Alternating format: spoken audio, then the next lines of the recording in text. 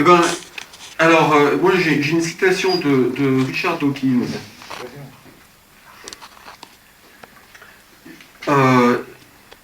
Non, c'est pas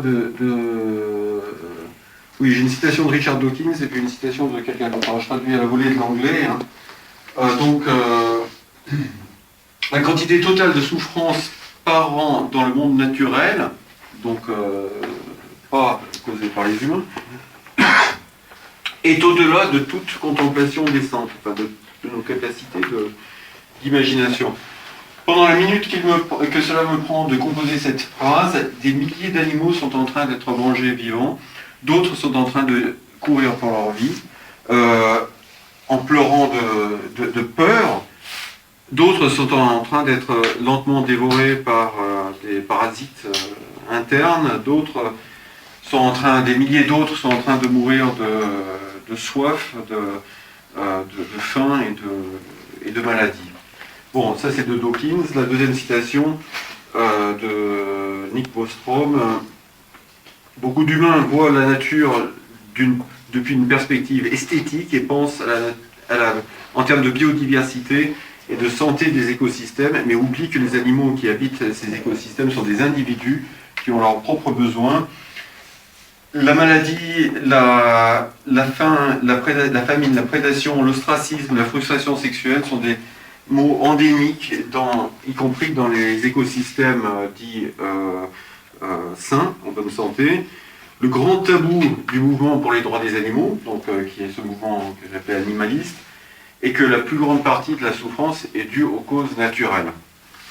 Que si on se pose la question de qui cause le plus grand mal, il y a 60 milliards d'animaux qui sont élevés et égorgés chaque année par les humains, mais le nombre qui sont tués et qui souffrent pour des causes complètement naturelles est encore largement plus grand. T'en es sûr de ça? Ben, disons que ce mec ici, dont je cite dans la biographie, il s'appelle Alan Dorst, je ne sais pas comment on prononce, Dorst. C'est sur le verso The Importance of Wild Animal Suffering. Il donne des chiffres. Alors c'est très difficile de donner des chiffres exacts, en particulier parce que le plus grand nombre d'êtres en question concernés, c'est les insectes, et qu'on ne sait pas si les insectes sont sentients. Il dit qu'il y a entre 10 puissance 18 et 10 puissance 19 insectes vivant à chaque instant sur la planète, ce qui fait quand même beaucoup. Mais que, grosso modo, c'est quand même assez clair que la souffrance la plus grande dans le monde d'aujourd'hui, c'est pas de la prédation humaine. La prédation humaine cause une souffrance énorme, mais c'est de la prédation des animaux entre eux, et pas que de la prédation. Oui, mais on parlait espèce par espèce. Quelle était l'espèce qui est la plus prédatrice, qui cause le plus de souffrance? Donc tu ne peux pas prendre les humains d'un côté, non, mais moi, ce que et je vois, tous les animaux, y compris les insectes. Oui, bien sûr, mais... Et tu ne peux pas prendre les lions, par exemple, contre les humains. Il y a beaucoup plus d'humains qu'il y a de lions. Moi, j'ai pas envie de diaboliser l'espèce humaine. Je veux dire que les humains sont ce qu'ils sont. C'est un chimpanzé. On est des chimpanzés. On a nos réactions de chimpanzés, qui sont des réactions de compassion d'un côté, de violence de l'autre, de soumission à l'autorité d'un côté, de capacité d'innovation de l'autre.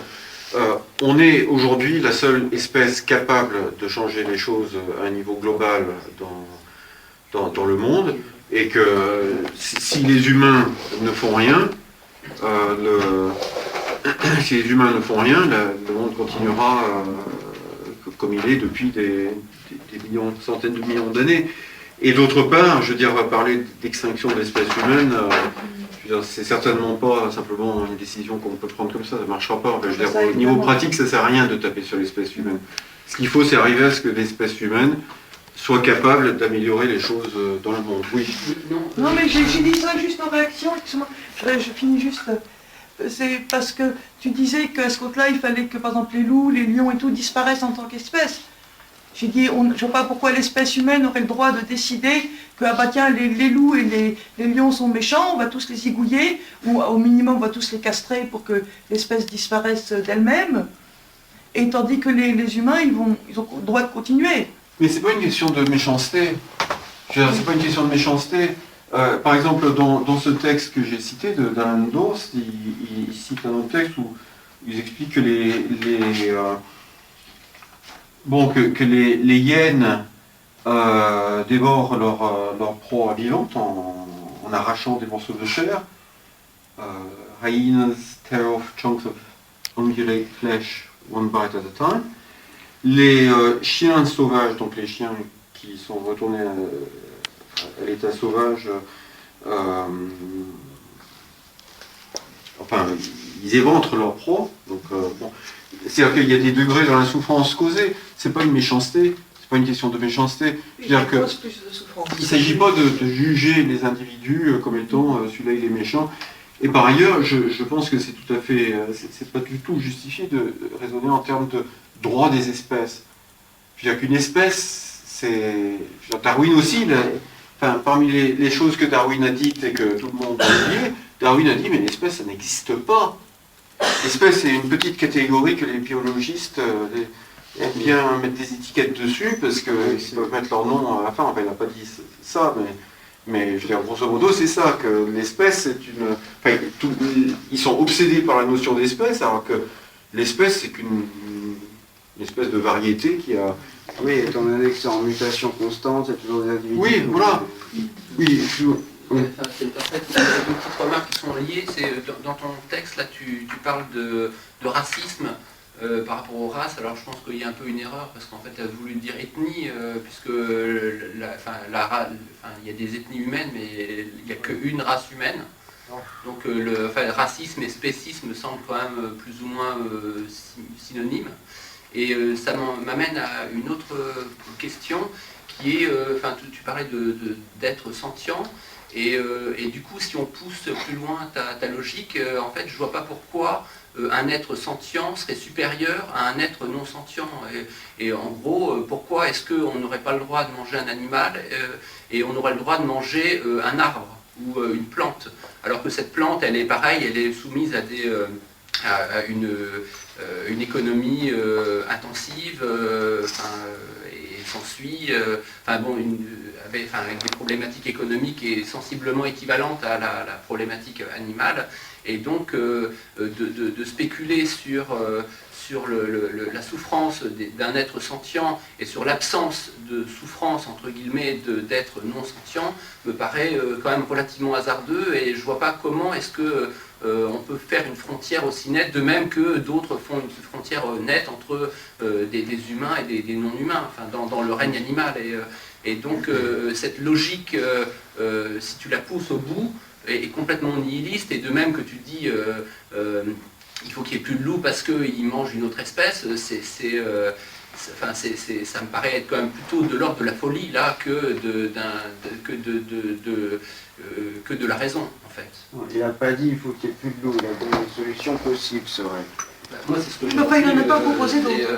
Tu l'empêches de manger ce qu'il mange de façon originale, donc ça veut dire en gros tu le rayes, et évidemment, enfin je veux dire, vu que la chaîne animale c'est un enchaînement de prédation. Moi je suis un peu désolé qu'on en soit resté justement sur cette partie-là, alors que ça m'aurait paru plus intéressant de dériver sur la prédation aussi au sein de l'espèce humaine, qui est quand même avec des systèmes politiques un peu, auxquels on assiste un peu partout, et des systèmes économiques, et j'aurais bien aimé aborder ce sujet-là, mais bon, apparemment on n'a pas été jusque-là. Concernant le premier point... Non, mais bien sûr, là, concernant le premier point sur l'histoire de race, est-ce que les races existent, est-ce que les races n'existent pas, est-ce que le racisme se définit par rapport aux races, personnellement, enfin je pense qu'en France il y a une sorte de tabou par rapport au mot race. Quand on dit race, il faut...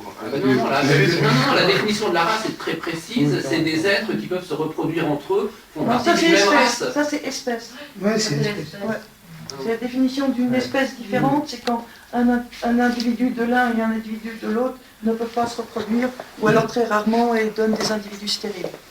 Comme un âne et un cheval, ça donne un mulet, c'est stérile, donc c'est deux espèces différentes. Et alors la définition de la race, c'est quoi? Là, c'est uniquement sur des caractéristiques physiques complètement arbitraires, en fait.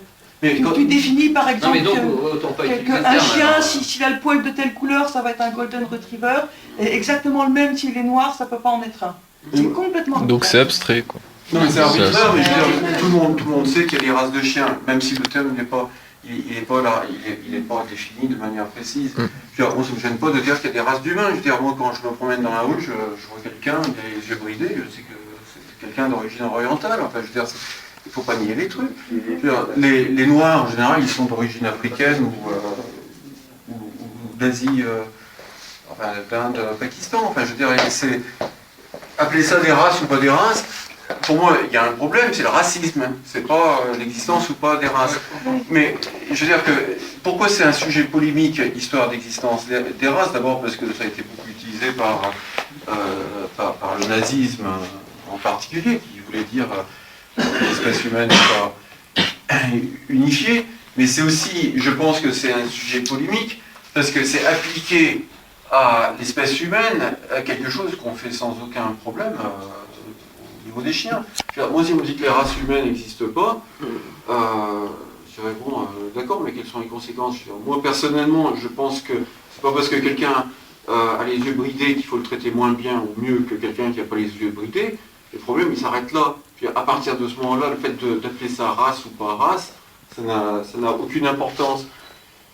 Ça prend une importance parce que les gens se disent, ah, s'il y a des races différentes, alors c'est que les humains sont comme des animaux et qu'il y en a qu'on peut massacrer, qu'on peut mettre dans les camps de concentration, dans les fours crématoires, alors que d'autres sont des maîtres de l'univers. C'est ça, c'est pour ça qu'on réagit très fort au terme de race, en particulier en France.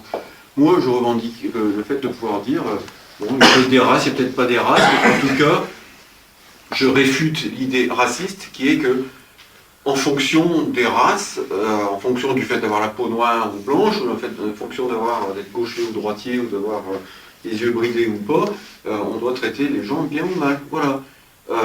L'histoire d'être antispéciste, c'est parallèle à ça, c'est dire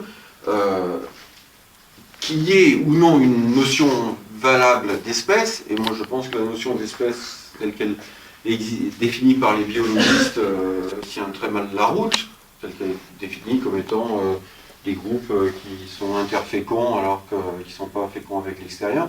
En fait, c'est une définition qui ne tient pas la route. Mais qu'elle tienne la route ou qu'elle ne tienne pas la route, de toute façon, j'estime que ce n'est pas une frontière biologique qui doit dicter comment on peut traiter les gens. C'est pas parce que je ne peux pas me reproduire avec ma voisine que ça nous dit quelque chose sur la manière dont il est juste de se comporter envers ma voisine ou envers moi, quoi. Je veux dire, c'est peut-être une frontière biologique si on découvre demain qu'il y a une autre espèce humaine qui a survécu, que c'est des gens comme vous et moi, peut-être à quelques particularités physiques, mais que bon, ils ne peuvent pas se reproduire avec nous, mais qu'ils sont aussi intelligents que nous, ils parlent comme nous, etc. Est-ce que ça justifie de les élever pour les bouffer? Non. Donc le spécisme n'est pas plus justifié que le racisme. Par rapport à la deuxième question, qu'est-ce que tu disais, excuse-moi? Sur les êtres... Ah oui, sur les plantes et... Il y a différentes... Alors, dire que la race n'est pas enfin, que l'espèce n'est pas une frontière... moralement pertinente pour dire comment on doit traiter les gens. Je pense que c'est quelque chose qui est à peu près irréfutable, sauf si on se base sur des morales totalement conventionnalistes, c'est-à-dire dire oui c'est un contrat social, mais non. Bon, à mon avis ça ne tient pas la route, ou si on commence à dire oui c'est parce que les humains ont été créés par Dieu le 6e jour, ou je ne sais pas quel jour, et donc qu'ils sont supérieurs, ils ont une âme immortelle. Si on essaye d'avoir une éthique un minimum rationnelle, le fait de faire une différence morale en fonction de l'espèce, ça ne tient pas la route. À partir de là, la question c'est quel est le critère moralement pertinent. Si on me dit le critère moralement pertinent c'est l'intelligence, et qu'on peut bouffer tous les handicapés mentaux humains ainsi que les rats et les souris tant qu'elles ne sont pas trop intelligentes, les lapins, parce qu'ils sont un peu stupides, bon, ben, je dirais c'est une éthique non spéciste.